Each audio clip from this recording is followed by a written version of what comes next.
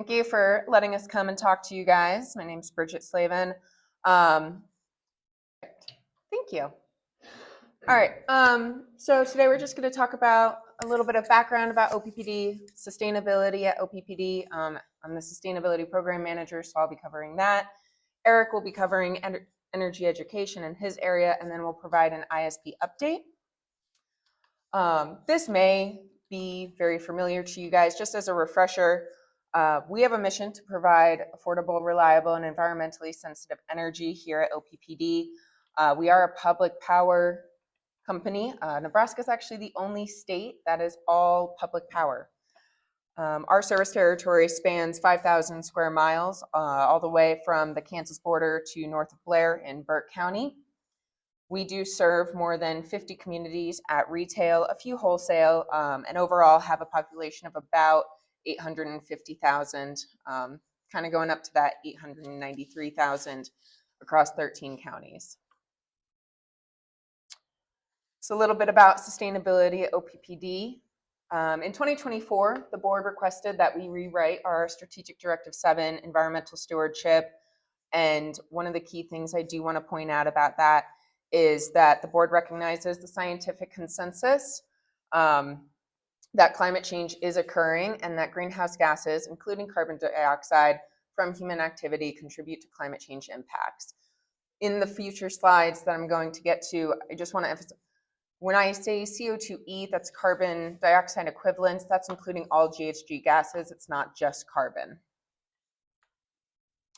So, as you know, we've publicly committed to net zero by 2050. That is still our plan, and we will continue to work towards that over the next 24 years. It seems like a long time. It's not. We're constantly thinking of it.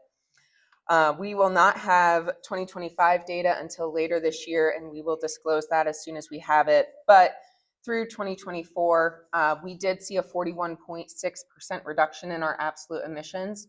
That is about 6.9 million metric tons of CO2 reduced since 2013. And that's with a 19% increase in our load. We continue to expect our load to grow, but we are expecting by 2030 to see another 3-4% reduction in our carbon. What's the purple and blue? Yes. So that is broken out by the scope. So when we're talking about GHG emissions, we break it out by scope 1, 2, and 3. So scope 1 is going to be our largest. That's the purple. That is from our generation sites. That is from our vehicle fleet. Scope 2 is our smallest portion. You can barely see the green. That is our T&D line losses, as well as the electricity that we use at our own facilities. And then scope 3 kind of encompasses everything else. It's our blue. That's where we're tracking emissions from our supply chain, from how much our employees are commuting, business travel, all of that. Of course. And then on the right, we have carbon intensity. That is just where we take how many metric tons of carbon that we emit compared to how many megawatt hours we produced in the year. So you can see that pattern going down as well. That's a 53% reduction. Could you move this slide over just a little bit? So before I give it to Eric, I do want to mention our green teams. These are grassroots teams at OPPD at each center and generation facility where we meet once a month with the guys there to discuss practices and ways that our company can reduce carbon and save money. Last year, we actually had our first sustainability award where Director Williams and our CEO, Javier Fernandez, were able to recognize our Omaha Center and their hard work. They were able to save approximately $81,000 in costs, reduce our CO2e by about 5,000 pounds. They avoided 400 5-gallon PET jugs from the landfill. So we try and recognize our centers and our facilities when they come forward with great ideas. On that note, I'm going to pass it over to Eric. All right, thank you, Bridget. So before I actually get into what our energy education program looks like and what we've been doing the last 4 years, we're in year 5 of that program, I'll talk a little bit about how our demand side management programs are performing right now. So, I mean, why not get into it? But we have our 3 main ones, the smart thermostat, cool smart, and C&I curtailment. Now if you can't see the line for C&I, it's right here. This is the line just in case you're looking for it. But got the numbers there for you. Now, smart thermostat has grown each year, a little bit more and more and more. While I don't think that smart thermostats are quite ubiquitous yet, they're becoming more popular. And so we are actually seeing, while the Cool Smart line is going down just a tiny bit, we're seeing a lot of those customers actually go to the smart thermostat side as technologies improve. Our C&I curtailment, kind of just depending on who's participating and who would like to actually work to reduce their load during peak times. That's why we see a little bit of fluctuation with our megawatts reduced from over time, but we continue to see the smart thermostat program be pretty popular and continue to be popular in years to come.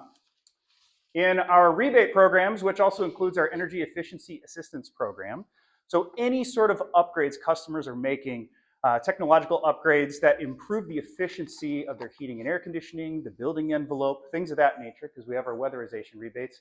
As you can see, we continue to have wonderful kilowatt hour savings. And to me, this is something I tell my students all the time. It's like, anytime you're saving energy, you're also saving the environment, because the less energy we use, it helps us with a smaller carbon footprint every single time.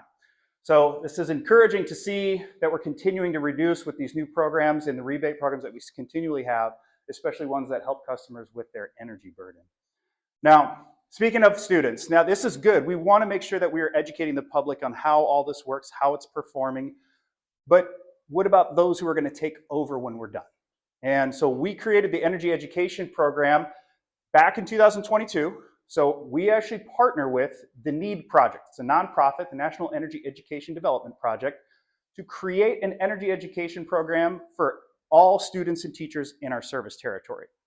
Now, what that program looks like, this is a bit of a footprint, and I actually have a few more zip codes to add in here, but in our 13 county service territory, anywhere in there, I will go and teach, and I have. I've been to Murray, Nebraska, I've been to areas around Johnson, Nebraska, even up to Hooper, North Bend. I was just there on Wednesday, actually, which would be yesterday, long day.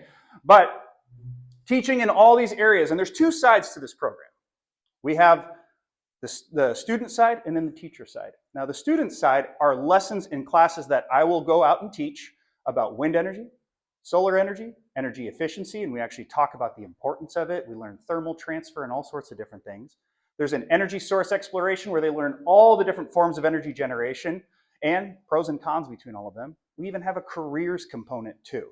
So that part, and then we also have the teacher workshops where the NEED project actually comes, we'll send somebody out to teach teachers in an all-day workshop the different complexities of the science standards for the Nebraska State Science Standards, essentially. So those teachers told us, especially the elementary teachers, that they were struggling a little bit to understand some of the new sciences and the new curriculum that was put in there. So we help them understand that. They get a free Science of Energy STEM kit, and anything that needs to be replaced from that, we'll take care of that for them as well. So by the numbers, the program's been very busy. That first year in 2022, about 600 students, and at the time I thought that was a lot, until I had last year, I had 4,000 students. And that's not 4,000 energy kits or anything like that sent to students. That's me going to numerous schools. So let's see, we had 62 schools last year that I went to teach these students about these different subjects. Solar and wind energy are incredibly popular in our service territory, especially through the public schools and even in the rural territories. And they get to build things. So it's not just Mr. E coming out and talking to them for 60 minutes. I think we know kids. I'd lose them. I talk for about 15 minutes or so, and then we start building things. We build a solar oven, or in high school, we actually use small solar panels, and we learn how the wiring changes, how strong they are, and we learn that depending on where the sun is at, is how much energy it can actually help produce. We build windmills for the wind energy class. The main thing is, as you can tell, hands-on. That's the big key factor there, is doing hands-on. Our teacher workshops, fairly steady. I know teachers run into some issues with substitutes. Tends to be a little difficult at times, but we do have a teacher workshop coming up next Wednesday, actually. I think we have about 15 teachers signed up for that one so far. We usually do 2 a year. One thing I will say before I move on here is next week is a big deal. On Monday, we will have reached our 10,000th student from the Energy Education Program. So we're going to celebrate that. We'll have our, thank you. We'll have our social media team out there, and we actually put out a note to the news media to see if they're interested in covering what we've been doing in the schools lately. So as you can also tell by a large margin. It's very popular in the elementary area. Last thing, I heard about this, and so I wanted to tell you about it because I know it's neat to hear, but I am actually partnering with Gifford Farm on those solar panels that they're getting. They reached out to the program manager for Greener Together and said, hey, we were looking at creating some sort of an education for our customers. Do you have any ideas? And she said, I know a guy. And so they reached out to me, and I've been working with them to, one, create a sort of a, fast facts about solar energy, but also to create a more simplistic version for young kids and something to do hands-on. So they're going to get little solar panels that they can have where the kids can actually do a variety of different things with it. There's a sound effect connected to it, so they can actually hear the intensity of the electricity depending on how much radiant energy is going into it.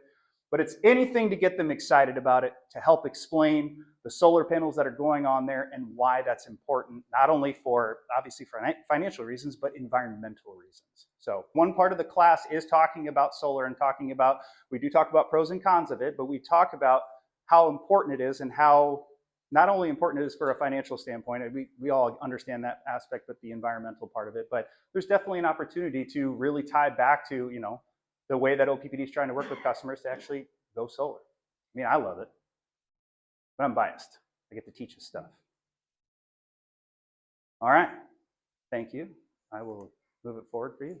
All right. And then last thing, again, sorry, Eric is all fun with the schools and the kids, so it's very jazzed up. But for those that were not able to attend our February All Committee, I did want to provide a brief update on our ISP, our Integrated Systems Plan. It is very similar to our previous Integrated Resource Plans, where it will help determine optimal generation expansion portfolios for our systems. However, this will now also more holistically integrate our transmission and distribution electric system expansion plans as part of it. This will not provide specific generation plans or sightings. Sorry, would help if I went to this. I do want to just cover, though, that the ISP will not give specifics. It will not give specific generation plans. It will not give specific sightings. Instead, it provides high level and gives directions to OPPD to develop specifics that we can then bring forward to the board for them to see. So this slide's very busy, but it just kind of shows how modeling framework will work. OPPD is considering multiple different trajectories, around net zero, around our load forecasting, around existing generation assets, new resources, both mature, which is solar, wind, as well as emerging technologies, our nuclear, our hydrogen. We are considering multiple different scenarios. And we're currently in the process of setting those scenarios, and we'll be engaging stakeholders on which scenarios to consider. Which brings me to my next point. Stakeholder workshops. Something that we got back from our stakeholder survey with past IRPs is that stakeholders really enjoyed the opportunity to come forward and be more involved and get the updates. So we will be having 4 workshops this year. The first one is March 24th at 5 p.m. You can register for it at oppdconnect.com/ISP. This is the first of 4 virtual interactive workshops, and all of them will be recorded and posted online on that Community Connect. So if you can't make it, you can still go back and watch it. And lastly, I just wanted to touch on Heat the Streets, Run and Walk for Warmth. This is our 19th year that we are hosting this, and it is March 7th in Stinson Park. The last day to register is March 4th. It is either a 10K, a 5K, you can walk 2 miles, or if you want to do it virtual, that's on the honor system, and you can just sign up and say, yep, I definitely walked. But 100% of these proceeds do go back to our program. Currently, 23% of residential customers, which is 1 in 5 households across OPPD service territories, are eligible for EAP. So last year was record-setting at 226,000. So we're hoping to beat that record again.